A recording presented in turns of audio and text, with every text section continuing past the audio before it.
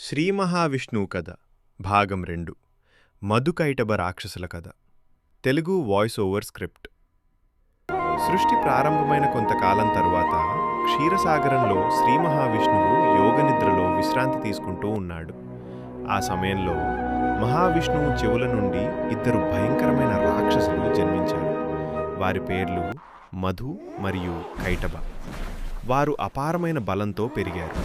వారి అహంకారం ఆకాశాన్ని తాకింది. అప్పుడు వారు బ్రహ్మదేవుడు సృష్టి చేస్తున్నాడని చూసి ఆయనను సంహరించాలని నిర్ణయించుకున్నారు.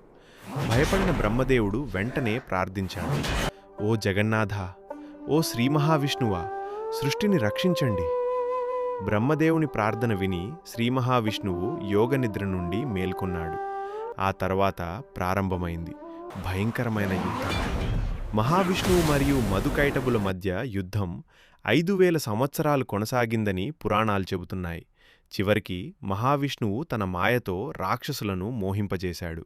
అహంకారంతో రాక్షసులు అన్నాడు, విష్ణువా, నీకు ఒక వరమిస్తాం. అప్పుడు మహావిష్ణువు చిరునవ్వుతో అన్నాడు, అయితే మీరు నా చేతిలో మరణించాలి. రాక్షసులు మోసపోయామని గ్రహించినప్పటికీ మాట తప్పలేక అంగీకరించారు. అప్పుడు మహావిష్ణువు తన సుదర్శన చక్రంతో మధు మరియు కైటభులను సంహరించాడు. అలా శ్రీ మహావిష్ణువు ధర్మాన్ని కాపాడి సృష్టిని రక్షించాడు. ఓం నమో నారాయణాయ.